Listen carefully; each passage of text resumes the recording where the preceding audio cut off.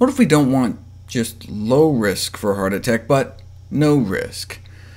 One great stumbling block has been that government and national health organizations appear to have taken the patronizing view that the public can't handle the truth, and would rather the science be watered down. But as Dr. Esselstyn wrote in the Cleveland Clinic Journal of Medicine, in cholesterol lowering, moderation kills. Even if all Americans kept their total cholesterol below 200, millions would develop coronary artery disease.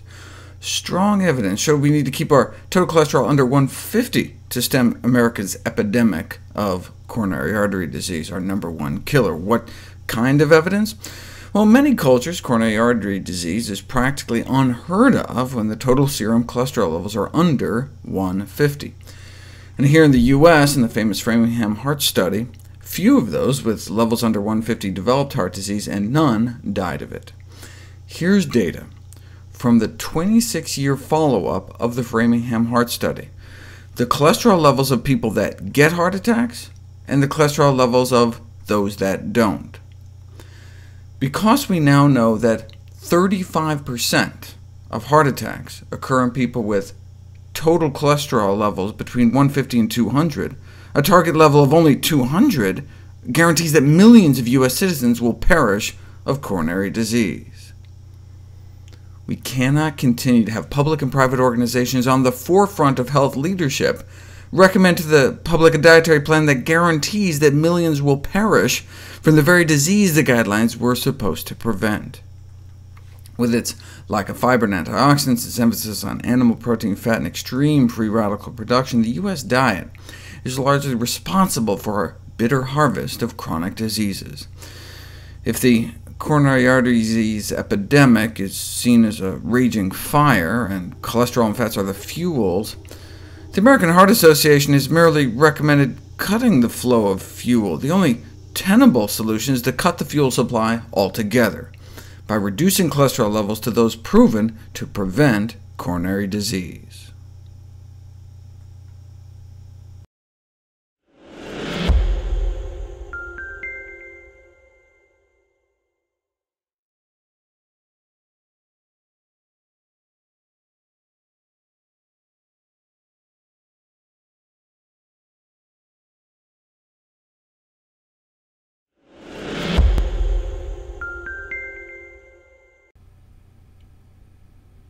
The strategy of preventing heart disease risk in childhood has been described as radical, but is the concept really so radical? What would be radical is to actually adopt this concept and actually do something about it.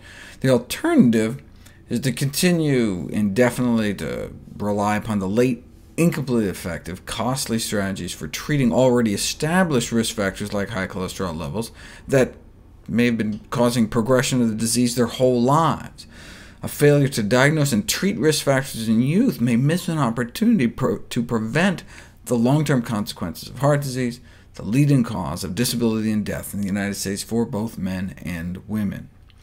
We could prevent 90% of heart attacks. Such a claim would have seemed outrageous 50 years ago, but now we know stopping this epidemic is achievable. There's two ways we can do this. The first is the clinical medicine approach, in which physicians identify kids at risk and vigorously advocate lifestyle changes or drug them. But this model can at best be applied to only a few individuals. We got 15-minute doctor visits, preventive care isn't reimbursed, and interventions directed at individuals are often ineffective because they're not supported by the surrounding culture. To stop the disease process completely, one may have to go on an almost exclusively plant-based diet, something that hasn't been officially recommended for fear of discouraging the public. But our job as physicians is to tell the truth and let the public decide. That's why we need broad social and cultural changes that pervade the entire population to prevent atherosclerosis. The evidence justifies igniting a veritable social movement that eventually will be officially supported by the powers that be. The goal of eliminating 90% of coronary heart disease is feasible, but the cultural and societal changes necessary to achieve this goal won't be easy, and they won't happen soon, but it's time to start. So, maybe the newest Academy of Pediatrics approved guidelines for universal cholesterol screening of all children starting around age 9 might actually be too conservative. How about starting at age 2? That's when parents are generally engaged and vigilant about well-child checkups, and when there are additional opportunities for parent education about the importance of diet, exercise, and healthy lifestyle, not only for their kids, but for them as well, because atherosclerosis can start even before birth, and depend on what our moms ate. Fatty streak formation occurs in human fetal arteries, and is greatly worsened by how high the pregnant mother's cholesterol is. Arteries were obtained from spontaneous miscarriages, and premature newborns who died within 12 hours of birth, right around the end of the second trimester. They looked at the arteries of fetuses from mothers with normal cholesterol levels and from pregnant moms with high cholesterol, and fetal arteries from mothers with high cholesterol contained dramatically greater lesions.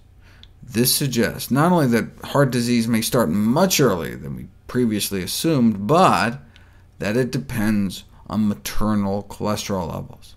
So, atherosclerosis might not just start out as a nutritional disease of childhood, but a nutritional disease of pregnancy.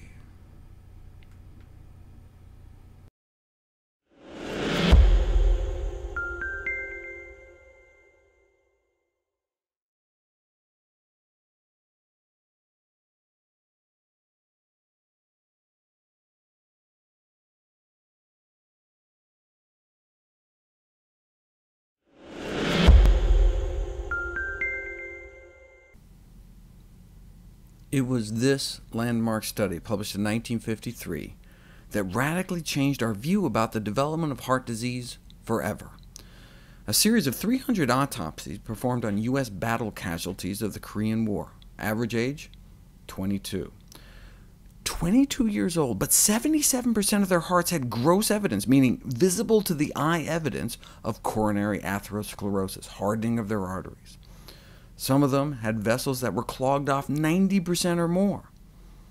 As an editorial in the Journal of the American Medical Association concluded, this widely cited publication dramatically showed that atherosclerotic changes appear in the coronary arteries years and decades before the age at which coronary heart disease becomes a clinically recognized problem, before symptoms arise.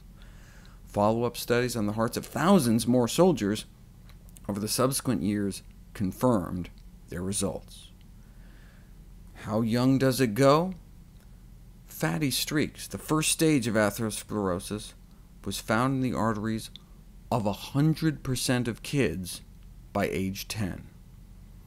What's accounting for this buildup of plaque even in childhood?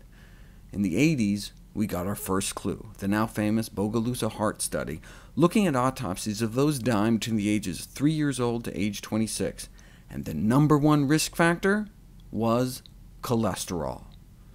You could see the stepwise increase in the amount of their arteries covered in fatty streaks as the level of bad cholesterol in the blood increased. As powerful as this was only looking at 30 kids. So they decided to study 3,000. 3,000 accidental death victims, ages 15 through 34. After thousands of autopsies, they were able to produce a scoring system, able to predict advanced atherosclerotic lesions in the coronary arteries of young people. The higher your score, the higher the likelihood you have these lesions growing in your heart. So if you're in your teens, 20s, early 30s, and you smoke, your risk goes up a point. If you have high blood pressure at such a young age, that's 4 points. If you're an obese male, 6 points. But high cholesterol was the worst. If your non-HDL cholesterol, meaning your total cholesterol minus your good cholesterol, is above like 220, that's like 8 times worse than smoking. So let's say you're a young woman with relatively high cholesterol, but you don't smoke, you're not overweight, your blood pressure and blood sugars are fine. At your sweet 16, there's just a few % chance you already have an advanced atherosclerotic lesion in your heart. But if you don't improve your diet, by your 30th birthday, there may be like a 1 in 5 chance you have some serious heart disease. And if you have really high cholesterol, it could be closer to 1 in 3. Bringing your cholesterol down to even just that of a lacto-ovo-vegetarian, and you're down to here. And if you exercise to boost your HDL, you can extrapolate down a little further.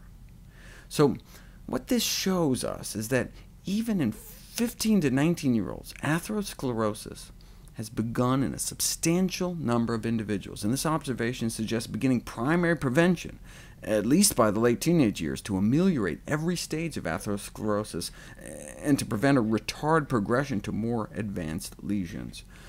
You start kids out on a low-saturated fat diet, and you may see a significant improvement in their arterial function by 11 years old.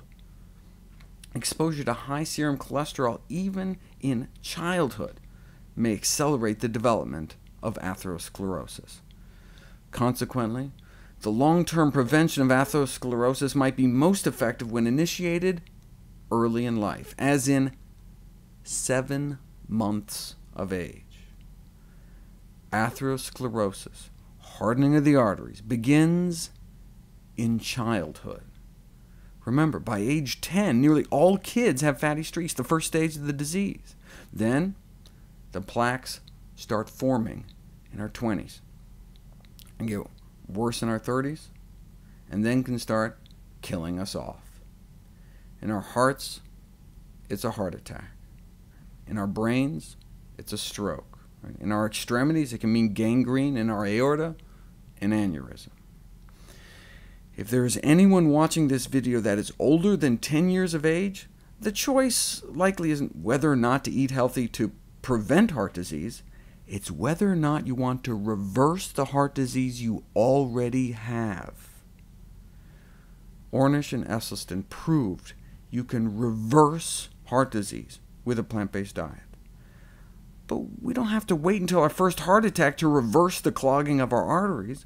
We can start reversing our heart disease right now. We can start reversing heart disease in our kids tonight.